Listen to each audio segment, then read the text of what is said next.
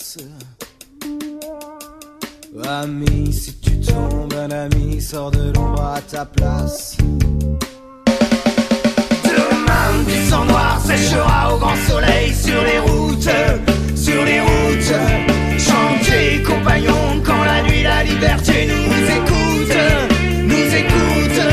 Il y a des pays où les gens creux des lits font des rêves, font des rêves.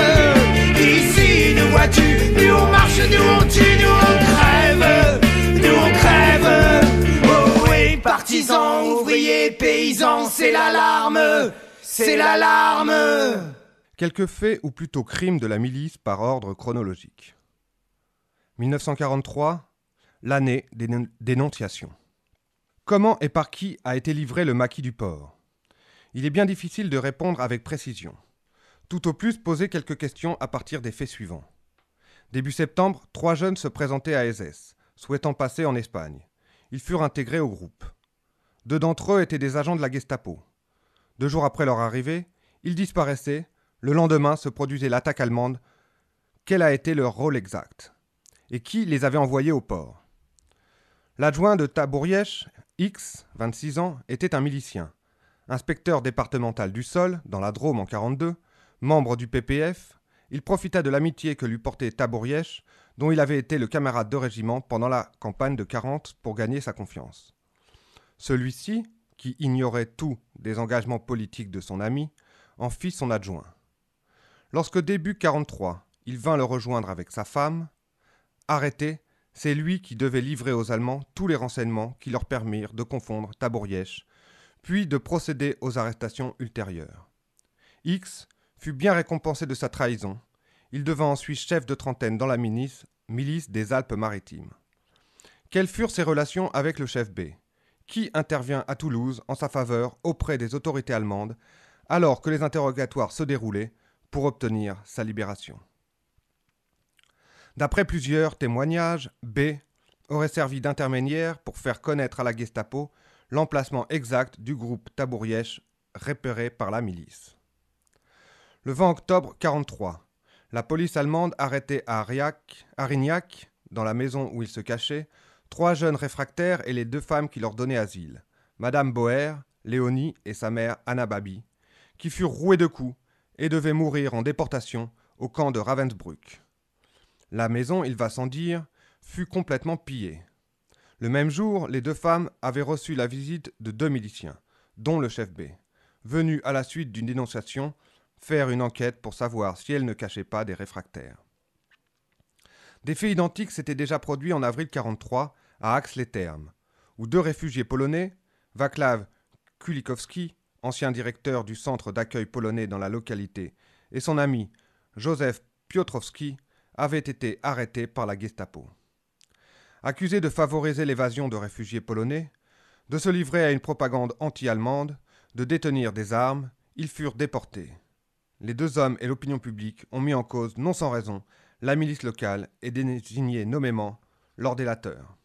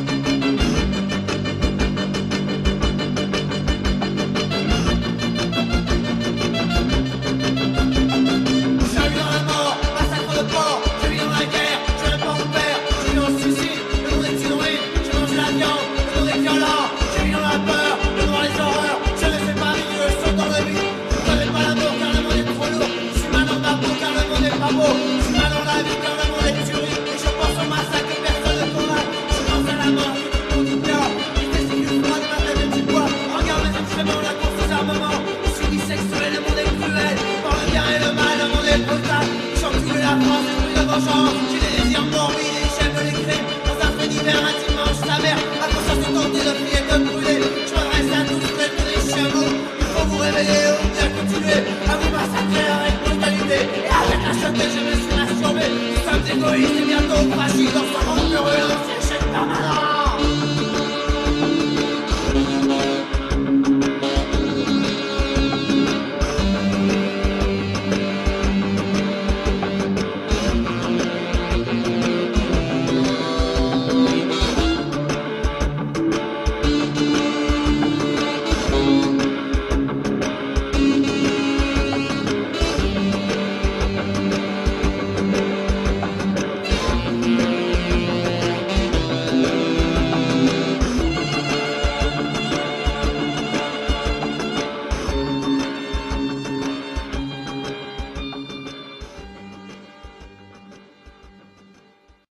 Dans la nuit du 3 au 4 janvier, des attentats à l'explosif étaient commis contre 3 maisons, celle du président de la délégation spéciale et celle de 2 de ses amis politiques, occasionnant des dégâts matériels assez importants.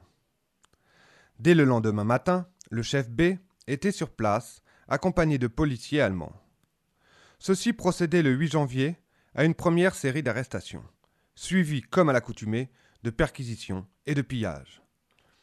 9 personnes étaient dès l'aube arrachées à leur domicile et emmenées à Loquier, dans les locaux de la Gestapo. Les arrestations et les pillages se poursuivirent. Le 2 février, 12 arrestations.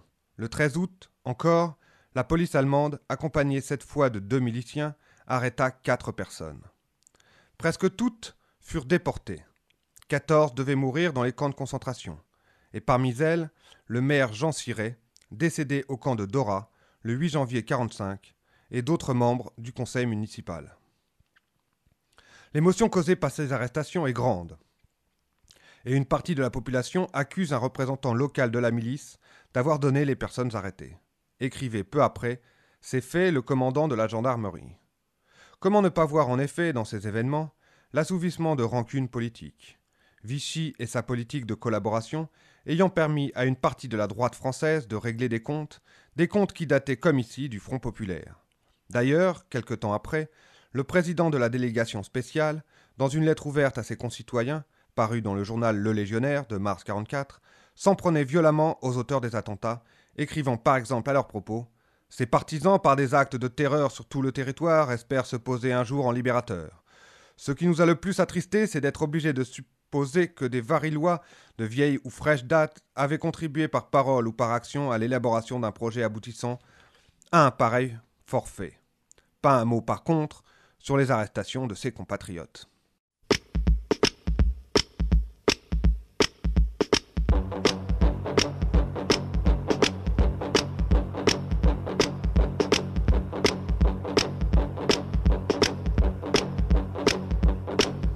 La pendaison m'aurait étouffé, vertèbre cassée, la guillotine un coup tranché dans un panier, strangulation sous l'arrêté, t'es asphyxié, chez électrique tout ligoté, cerveau brûlé, un fusil et 12 balles tirées, cœur éclaté, écartelé, membres arrachés, sans bras sans pied, et un noyé, l'eau est entrée, plus respirer, décapité, haché, aiguisé, une tête coupée, et la torture t'as beau crier toute la journée, un écorché, un enterré, un affamé, empoisonné, t'es suicidé ou bien gazé, les verrouillés ont étranglé une vieille mémé, la mort légale, jugée ou pas, la mort légale finira pas.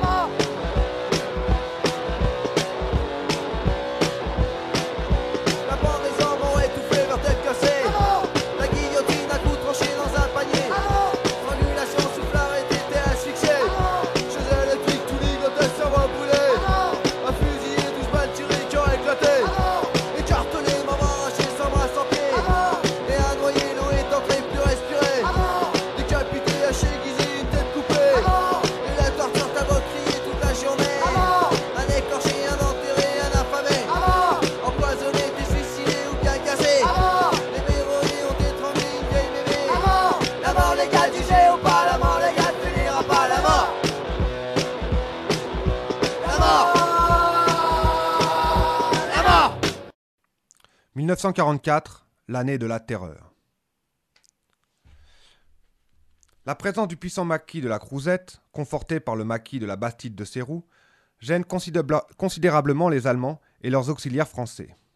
L'axe routier Saint-Giron-Foix devient de moins en moins sûr. Outre les divers services de police allemands, Gestapo, SD, Abwehr, on a créé des organismes de répression supplémentaires. En juin ou juillet 1944, le général Lautner, commandant en chef des services de douane allemands en France, vient à Saint-Giron et forme un commando spécial d'une vingtaine d'hommes provenant de la douane, destiné à coopérer étroitement avec la Gestapo et la police de sûreté allemande. La direction est confiée au capitaine des douanes Dreyer, qui fait régner la terreur à Saint-Giron et dans le Couserans. À la mort de Dreyer, tué lors de la bataille de Saint-Giron le 20 août 1944, la direction échoua au capitaine des douanes Ratzinger. Une autre unité spéciale est mise sur pied avec des Français. Le Parti populaire français de Jacques Doriot, parti fasciste français le plus puissant et le plus célèbre, connaît à Saint-Giron un certain succès grâce à l'action, à la détermination et à la folie meurtrière d'un industriel papetier devenu ivre de l'éphémère pouvoir acquis à l'ombre des baïonnettes allemandes. Cet industriel, comme ailleurs en France, crée un commando armé de policiers tueurs, baptisé Groupe d'action et de justice sociale. Ce commando sème la terreur, arrête, torture, pille, brûle, saccage, assassine impunément, dépassant souvent en efficacité la Gestapo elle-même. Une opération de la Gestapo dans un groupe de résistants de l'organisation de résistance de l'armée à Pamiers réussit à piéger le sénateur Joseph Rambaud, qui est déporté à Buchenwald. Le 13 juillet de bon matin, le commando PPF, formé de Français mais aussi d'un Italien et d'un Allemand sarrois, se présente au château de la Vignasse, chez Paul Lafont. Très vite, l'ancien ministre est mis sur une camionnette et amené vers une destination inconnue. Une partie de la bande reste à la Vignasse, pille et saccage. Le bruit de la présence du commando se répand dans Rimont. Le docteur Léon-Charles Labro, ami de Paul Lafont, accourt imprudemment aux nouvelles. Il est arrêté à son tour et peu après entraîné, lui aussi, vers une destination inconnue. Les corps des deux malheureux sont retrouvés séparément plusieurs jours après. L'enquête de police montre que les deux hommes ont été malmenés, frappés, suppliés, avant d'être tués. Les tueurs du fameux groupe d'action de la justice sociale identifiés et arrêtés après la libération seront condamnés à mort pour tous les forfaits et fusillés à Saint-Lizier le 2 septembre 1944. Parmi eux se trouve un châtelain de l'Escure qui a peut-être indiqué les lieux d'exécution. L'affaire a écœuré et horrifié l'Ariège et la région entière. Des miliciens balancent même leurs anciens compagnons d'armes. L'assassinat de Clovis Dedieu, 4 août 1944. Clovis Dedieu, joueur de rugby célèbre, boucher et restaurateur à Castelnau-d'Urban, s'est engagé très tôt dans la résistance. Ravitailleur de nombreux groupes de réfractaires des environs, il consacre son temps à l'hébergement des fugitifs. Au camouflage de tous les clandestins, il est bientôt lié à tous les groupes de résistance de la région. Notamment, il aide le maquis de la Crouzette et surtout le renseigne. Il appartient aussi à l'équipe qui a aménagé le terrain de parachutage d'une jatte. Le 2 août 1944, à 8 h, il est arrêté par la milice et incarcéré à la caserne de la milice de Affoy. C'est alors l'enfer. Le malheureux est aux mains d'une équipe de miliciens spécialisés dans la torture. Il subit 14 heures de torture et meurt, sans avoir parlé, le 4 août, à 17h30, dans la villa du boulevard Alsace-Lorraine, dont les caves servaient à questionner les malheureux résistants. Enterré de nuit, dans un champ près de Prailleul, il n'est identifié que le 9 août.